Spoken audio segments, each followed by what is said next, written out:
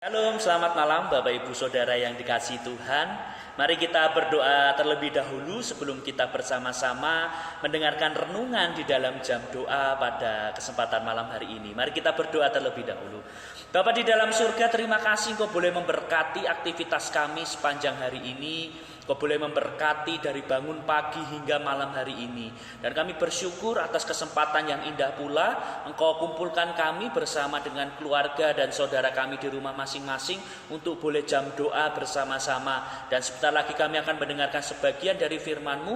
Biar Roh Kudus memberikan kami hikmat sehingga firman-Mu dapat kami mengerti dan kami terapkan dalam hidup kami. Pakai hamba-Mu yang terbatas, pakai mulut lidah hamba-Mu hanya untuk memberitakan firman Tuhan saja. Terima kasih Tuhan, dalam nama-Mu Tuhan Yesus Kristus kami berdoa dan siap sambut firman-Mu. Haleluya, amin. Bapak Ibu Saudara yang dikasihi Tuhan, mari kita bersama-sama buka Alkitab kita di dalam 2 Korintus pasal yang keempat, ayat 1 sampai 15. Kita akan baca bersama-sama. Saya membacakan dan Bapak Ibu Saudara di rumah juga membacakan. 2 Korintus pasal yang keempat ayat 1 sampai 15. Saya akan tunggu sebentar. Silahkan dibuka 2 Korintus pasal 4 ayat 1 sampai 15. Mari kita baca bersama-sama.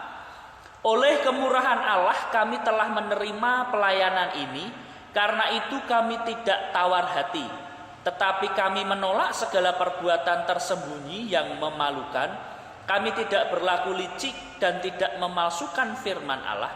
Sebaliknya kami menyatakan kebenaran, dan dengan demikian kami menyerahkan diri kami untuk dipertimbangkan oleh semua orang di hadapan Allah.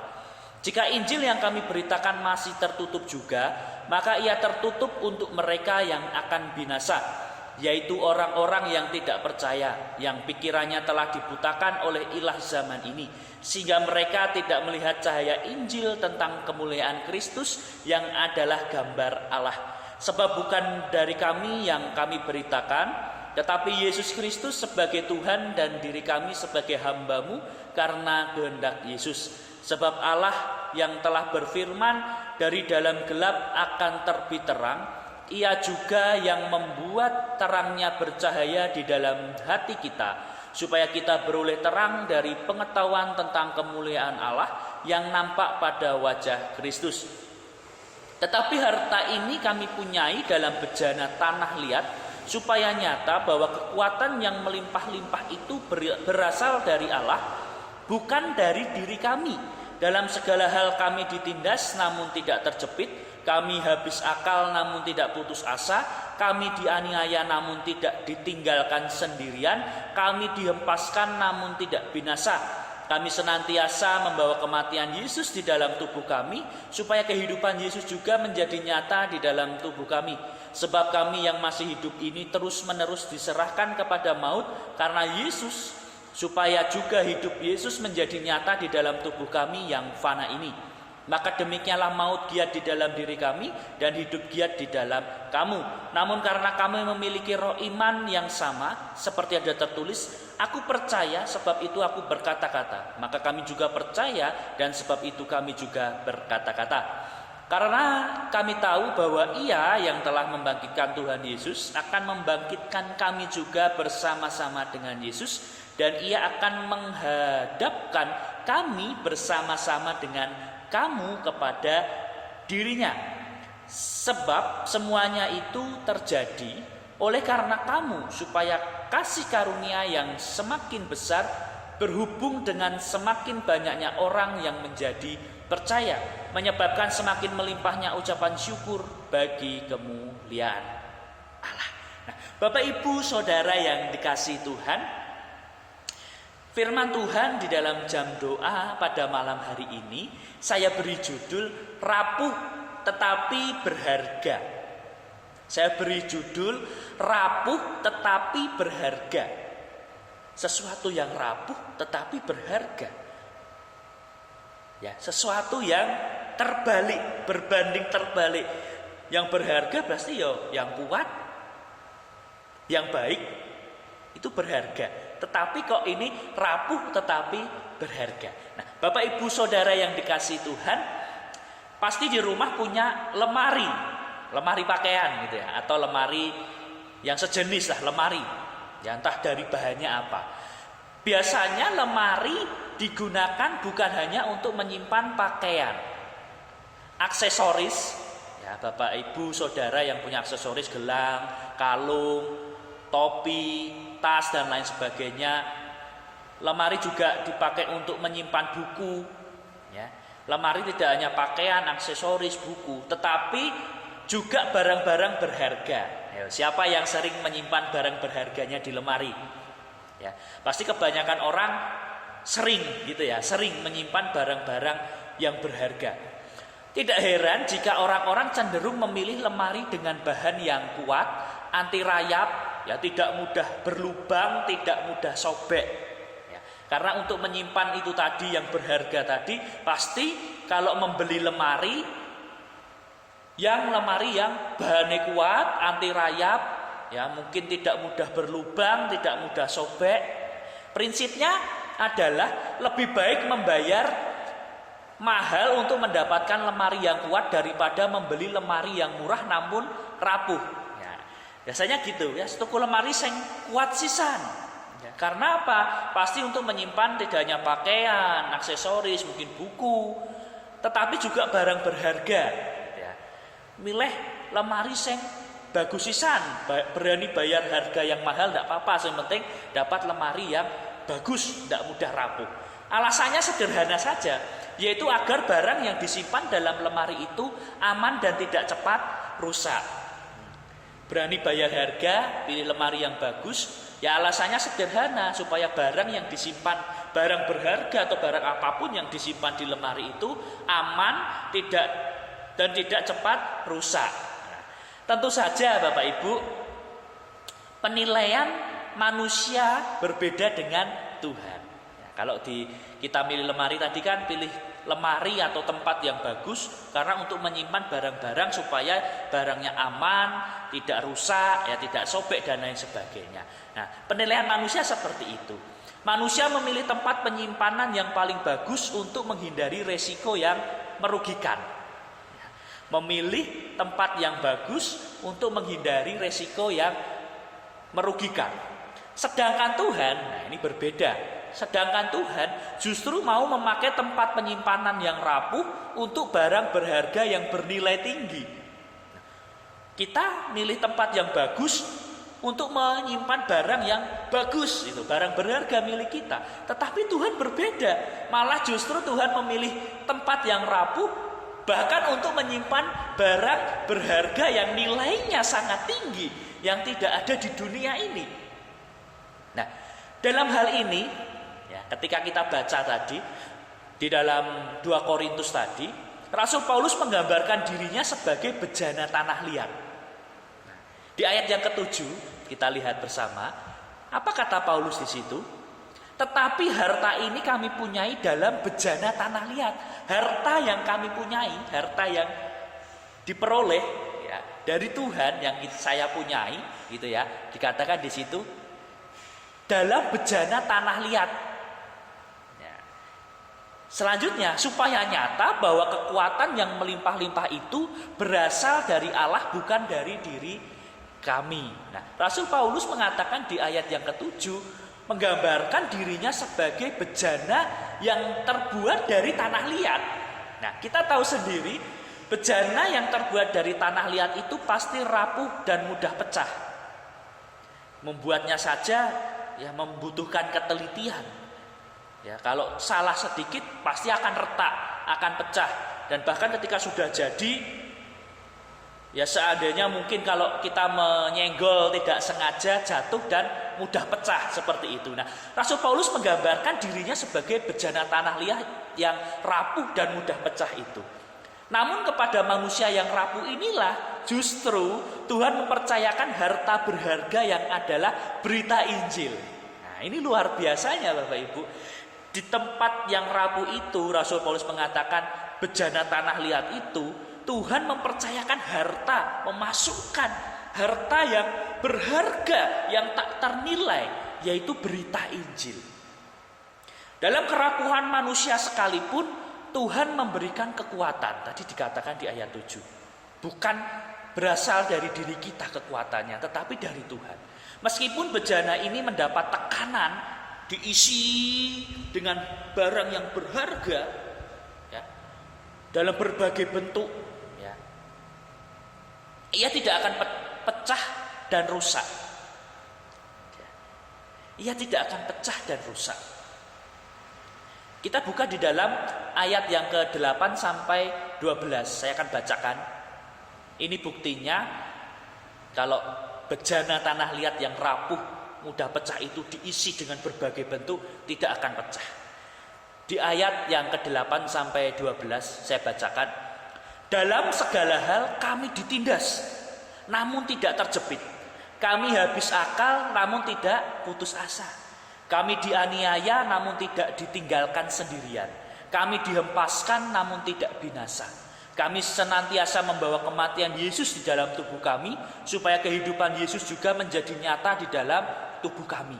Sebab kami yang masih hidup ini terus-menerus diserahkan kepada maut karena Yesus, supaya juga hidup Yesus menjadi nyata di dalam tubuh kami yang fana ini. Maka demikianlah maut giat di dalam diri kami dan hidup giat di dalam kamu. Nah, Bapak Ibu yang dikasihi Tuhan, manusia yang rapuh menjadi berharga karena dipercayakan harta Injil dan dikuatkan oleh Tuhan.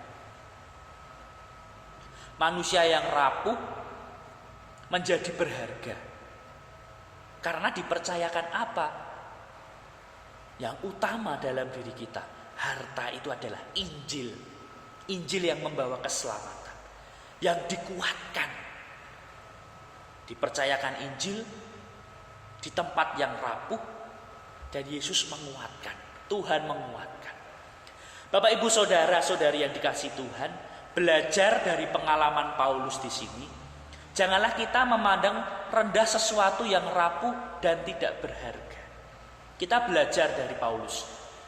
Jangan kita memandang rendah sesuatu yang rapuh dan tidak berharga. Mungkin saja kita sering menganggap diri tidak berharga di hadapan manusia. Atau mungkin saking tidak berharganya, tidak berharga di hadapan Tuhan. Tetapi yakinlah bahwa dalam kerapuhan, Tuhan tetap melihat kita berharga di matanya. Asalkan apa? Kita mau bertobat, kita mau percaya, kita mau dipercayakan berita Injil itu di dalam hidup kita yang rapuh itu. Pasti Tuhan akan menganggap kita berharga di matanya. Bukan karena tempatnya, tetapi isinya yang berharga. Sehingga Tuhan melihat ada berita Injil di dalamnya, ada benih Injil. Itu yang membuat kita berharga di mata Tuhan. Itu yang membuat Tuhan pakai kita menjadi alatnya yang tak ternilai. Bukan karena casingnya, oh ganteng gitu ya, cantik gitu ya. Punya ini, punya itu Tuhan pakai. Tidak, tetapi isinya, ya, dalamnya. Kalau kita dipercayakan Injil, benar-benar menerima Injil, Injil ada dalam diri kita, hidup kita berharga di hadapan Allah. Hidup kita berharga di hadapan Tuhan. Karena itu, Tuhan mempercayakan sesuatu yang berharga kepada kita. Tidak hanya berita Injil saja. Tuhan bisa mempercayakan keluarga, pekerjaan, gereja, nafas hidup yang ada dalam diri kita. Itu Tuhan juga percayakan dalam diri kita. Dan kita harus bertanggung jawab untuk itu. Kita harus melakukan di dalamnya dengan didasari berita Injil tadi yang tak ternilai tadi. Mari kita bangkit dari rasa rendah diri dan mulai karya sekecil apapun. Yuk kita bangkit. Jangan kita merasa rendah diri. Wah, aku orang tidak punya. Oh, aku tidak pintar. Aku tidak bisa ini, tidak bisa itu. Wong aku rapuh. Aku tidak berharga. Tidak hanya di hadapan manusia, tidak berharga di hadapan Tuhan juga. Jangan merasa rendah diri. Tetapi mulailah karya sekecil apapun. Ya, sekecil apapun. Yuk kita berkarya. Karena melalui kerapuhan kita, Bapak Ibu, Tuhan bisa berkarya untuk banyak orang. Contohnya Paulus. Dia menyebut dirinya bejana tanah liat. Rapuh, mudah pecah. Tapi ketika Rasul Paulus dipercaya untuk adanya berita Injil ada dalam dirinya. Rasul Paulus dipakai luar biasa, ya, menjadi pemberita Injil. Tidak hanya di daerahnya, tapi sampai ya kemana-mana. Gitu ya. Tidak hanya di Israel, di Yunani, dan bahkan sampai Eropa, Asia kecil, dan lain sebagainya. Itu luar biasa. Jangan rendah diri, tetapi yuk berkarya sekecil apapun. Ya, karena kita percaya Tuhan berkarya bagi kita kalau kita mau dipakainya. Apa yang kita tampilkan bukan lagi kelemahan kita, melainkan kekuatan kita. Kita berharga baginya dan mampu berkarya untuk kemuliaannya. Keberadaan kita berharga bagi Tuhan dan semakin memperindah dunia ini.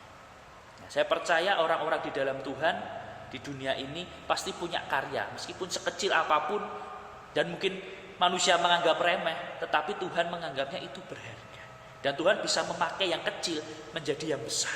Untuk itu, Bapak Ibu Saudara, kita sebagai manusia memang rapuh, mungkin bisa goyah.